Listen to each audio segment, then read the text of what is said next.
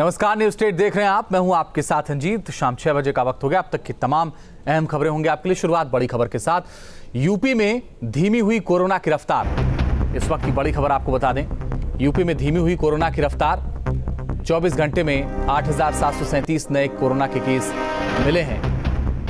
255 corona मरीजों की जान गई है। ये दुखद है, लेकिन 255 लोगों की जान चली गई है, लेकिन ये अच्छा संकेत है कि 8,737 केस मिले हैं 24 घंटे में। थोड़ी सी संख्या कम हुई है केसों की, लेकिन 255 लोगों की जान चली गई, बहुत दुखद है।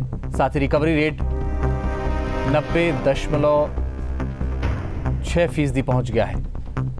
24 घंटे में आगरा में जो केसेस मिले हैं उनकी संख्या 96 है। 244 कोरोना मरीज ठीक हुए हैं। यूपी में धीमी हुई है कोरोना की रफ्तार।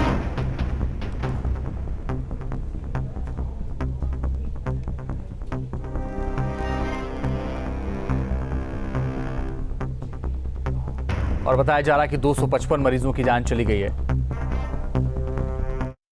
प्रदेश में पिछले लगभग 2 सप्ताह में दिनांक 30 अप्रैल जब हमारे यहाँ पर सबसे अधिक मामले थे, तब से अब तक लगभग 1,74,000 मामलों की कमी आई है, जो कि कुल मामलों का 56% है। आज जैसा उन्होंने बताया 8,727 नए मामले आए हैं, जो कि सबसे अधिक एक दिन में आए मामले 30 अप्रैल से लगभग 30,000 प्रतिदिन कम है। ये कैसे संभव हो रहा है? ये माननीय मुख्यमंत्री जी के निर्देशन में जो एक एग्रेसिव ट्रेस, टेस्ट और ट्रीट की जो एक नीति अपनाई जा रही है, जो एक रणनीति बनाई गई है, उस रणनीति का परिणाम है। कल प्रदेश में 2,79,581 सैंपल्स की जांच की गई और इस प्रकार आज उत्तर प्रदेश 4.5 करोड़ से अधिक टेस्ट करने वाला पहला राज्य बन गया है। अब तक कुल मिलाकर प्रदेश में 4,52,31,090 टेस्ट किए जा चुके हैं और हमारे जो नए संक्रमण हैं उनकी संख्या भले ही कम हो रही हो, लेकिन टेस्टिंग को हम लगातार बढ़ा रहे हैं और इसे हम लगातार 2.5 लाख के ऊपर रख रहे हैं। आज जैसा आपने देखा 2.25 लाख से ज्यादा टेस्ट संपन्न किए गए और इनमें 8,737 नए केसेस रिपोर्ट हुए। और ज्यादा जानकारी के लिए आगरा का रुख करेंगे। हमारे सहयोगी विनीत दुबे जुड़ गए हैं, साथ ही गाजियाबाद से मेरे सहयोगी हिमांशु शर्मा जुड़ गए हैं और लखनऊ से मेरे सहयोगी निखिल शर्मा जुड़ गए हैं। पहला सवाल हिमांशु आपसे, गाजियाबाद में तो आज केसेस थोड़े से कम दिख रहे हैं, ये राहत की बात है? बिल्कुल, देखिए अंजीत, अगर हम बात करें रोजाना की तो उससे कम केसेस अब गाजियाबाद में आए। आज जो केसेस की संख्या बताई जा रही है तकरीबन 180 के करीब पॉजिटिव केस गाजियाबाद में आए, लेकिन डेथ की संख्या की बात करें तो 9 लोगों की जान बीते 24 घंटे में गई है। एक्टिव मरीजों की बात करें तो तकरीबन 3,000 केस अभी भी हैं गाजियाबाद में जो एक्टिव बने हुए हैं। जो शुरुआत में जब पीक चल रहा था तो 8,000 तक पहुँच गए थे। राहत जरूर है, लेकिन अस्पतालों पर अगर अंजीत हम जाते हैं तो बेड वहाँ पर आज भी ICU या वेंटिलेटर बेड अभी भी फुल हैं, यानी कि वहाँ पर अभी भी लोगों को बेड अवेलेबल नहीं हो पा रहा है। नॉर्मल बेड जो है वो जरूर अवेलेबल हो जा रहे हैं, उसकी वजह है बेड की संख्या यहाँ पर बढ़ा दी गई है और प्रदेश सरकार लगातार कोशिश कर रही है और जिला प्रशासन पर लगातार दबाव है सभी लोगों को राहत मिल सके। तो राहत मिलती दिखाई दे रही है, लेकिन वेंटिलेटर और ICU बेड किसी को चाहिए तो उसके लिए अभी भी फ़ोन कॉल्स आ रहे हैं और उनको मदद की ज़रूरत होती है, तब जाकर कोई अगर अप्रोच होती है तब जाकर उनको बेड मिल पा रहा है। राहत इसलिए भी जरूर है कि लॉकडाउन लगातार रहा और सख्ती का पालन जिला प्रशासन ने भी कराया। पुलिस प्रशासन सबसे ज़्यादा इसमें फ्रंटलाइन वॉरियर बनकर खड़ा रहा और लोगों को जो यहाँ पर कोविड नियम है उनका पालन कराया है, जिसकी वजह से अब जो रेशो था, जो कोविड केसेस लगातार आ रहे थे वो कम होते जा रहे हैं और एक जो पीक टाइम था वो भी जा रहा है। इसको टाइम हम कह सकते हैं, समय भी चला गया है। जैसे जैसे समय बीतता है केस जो हैं वो अपने आप भी जाते हैं। अब इसमें चाहे सरकार अपना शेयर ले सकती है, चाहे फिर समय की हम बात करें, क्योंकि समय बीतता है तो बीमारी जो है पहले की तरह कम होती जाती है। चाहे हम बीते साल की बात करें, जब पीक टाइम था तब केसेस ज़्यादा थे, लेकिन जब समय बीतता चला गया तो अपने आप केसेस कम होते चले गए। तो कुछ इस वजह से भी केसेस अपने आप कम हो रहे, और ये अच्छी बात है, जनता के लिए अच्छी बात है कि जो एक टाइम था जिस समय बेड नहीं मिल रहे थे, ऑक्सीजन नहीं मिल पा रही थी और तमाम तरह की परेशानियां जनता को झेलनी पड़ रही थी, पैनिक हो रहा था, वो अब समय बीत गया है। जनता को भी अब समझना चाहिए, अब उनके हाथ में है, सोशल डिस्टेंसिंग का पालन करें ताकि दोबारा से वो जो पीक टाइम आया था दोबारा से वो स्थिति ना बन पाए। जनता भी घर में रहे, सोशल डिस्टेंसिंग का पालन करें, मास्क जरूर लगाएं क्योंकि मास्क एक उपचार यही है जो मास्क जो लोगों को बचा सकता है। तो इसके लिए भी जनता को समझना होगा और प्रदेश सरकार अपनी तरफ से बेस्ट एफर्ट कर ही रही है। मुख्यमंत्री योगी आदित्यनाथ 2 दिन का दौरा उनका वेस्टर्न यूपी का रहा ही, उन्होंने लगातार आंकड़े भी बताए और ये बताया भी किस तरह से उन्होंने पूरे प्रदेश भर के अंदर जो उनकी सरकार है उन्होंने संक्रमण को रोका। संक्रमण रोकने के लिए क्या कुछ सरकार ने फैसले लिए हैं, क्योंकि गाजियाबाद के अंदर भी 9 ऑक्सीजन प्लांट यहाँ पर लगाए जा रहे हैं, ये बात खुद मुख्यमंत्री ने कही है। तो सीधे तौर पर राहत मिल रही है, जनता को राहत मिलती दिखाई दे रही है, ग्राउंड जीरो पर भी वो चीज़ें दिखाई दे रही है। लेकिन अब रेमडेसिविर की जो बात थी वो अवेलेबल होने लगा है, लेकिन ब्लैक फंगस एक नई बीमारी बनकर उभरने लगा है। अंजित, इस और सरकार को जल्द ही गौर करना पड़ेगा क्योंकि मार्केट के अंदर ब्लैक काला बाजारी जो थी अब ब्लैक फंगस का। चलिए हिमांशु बने रहिए, हम लौट रहे हैं आपके पास। विनीत हमारे साथ लगातार आगरा से बने। विनीत, आज केसों की संख्या को देखा जाए तो 100 से कम केस आए, 96 केस आए हैं, लेकिन क्या जो मौत के आंकड़े हैं वो भी कम हो रहे हैं? दूसरा ये कि केसेस कम आने के बाद क्या लोगों को अस्पतालों में राहत मिली है, उनको बेड मिलने लगा, उनको ऑक्सीजन मिलने लगा, समस्याएं उनकी खत्म हुई हैं?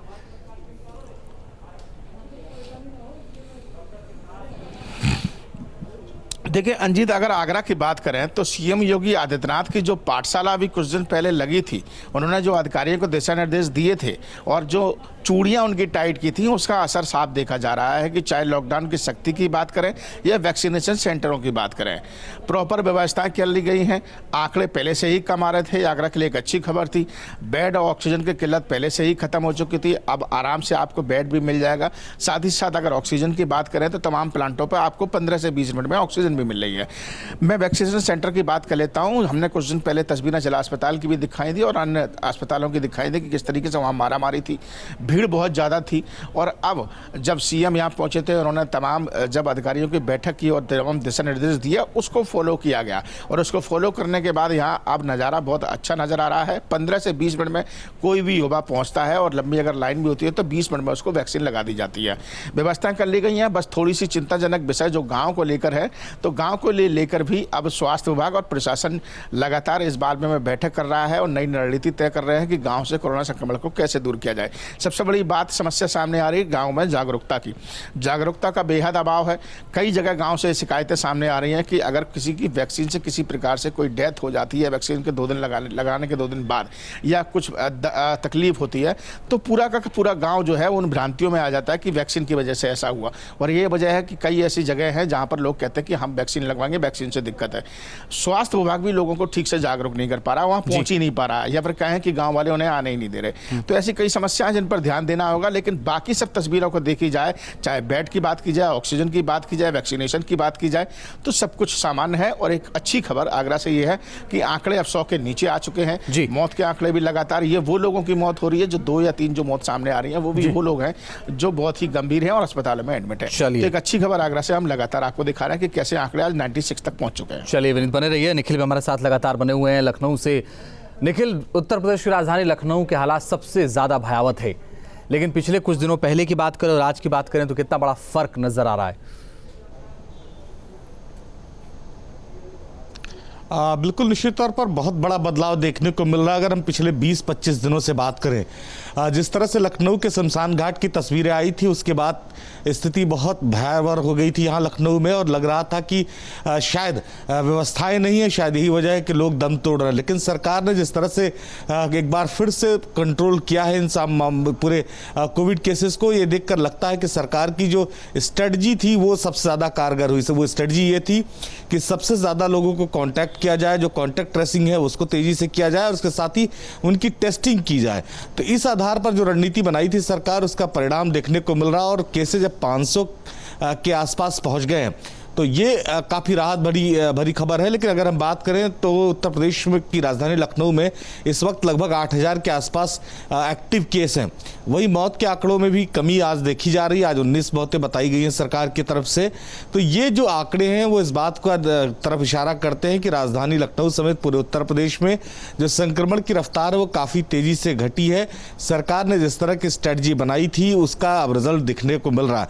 लेकिन वही बात, सरकार ने ये स्ट्रेटजी ज़रूर बनाई, उससे संक्रमण की रफ्तार रुकी है, लेकिन लोगों को अभी भी ध्यान रखना होगा। अभी जो दूसरी लहर है जो कोरोना संक्रमण की, वो लगातार तेजी से आगे बढ़ रही है। लोग संक्रमित हो रहे हैं, उनको देखना होगा, आम लोगों को ध्यान देना होगा। किसी भी स्थिति में संक्रमण की रफ्तार न बढ़ने दो, अपने आप को सुरक्षित रखें, तभी ये आंकड़ा धीरे धीरे नीचे जाएगा। अन्यथा अगर लापरवाहियां शुरू हुई तो फिर केसेस दोबारा बढ़ जाएंगे। सरकार ने यही वजह है कि लॉकडाउन को फिर बढ़ा दिया है। अब अगला फैसला सरकार का क्या होगा ये सरकार को लेना है। लेकिन ये जरूर है कि लॉकडाउन का एक बड़ा इम्पैक्ट कम से कम संक्रमण की रफ्तार को रोकने में मिला, और जो सरकार की स्ट्रेटजी थी कॉन्टैक्ट ट्रेसिंग और टेस्टिंग, इसका बहुत बड़ा लाभ मिला। जीत, चलिए निखिल आप भी, विनीत आप भी और हिमांशु आप भी नजर बनाए रखिएगा। आप तीनों से लगातार आगे अपडेट लेते रहेंगे। फिलहाल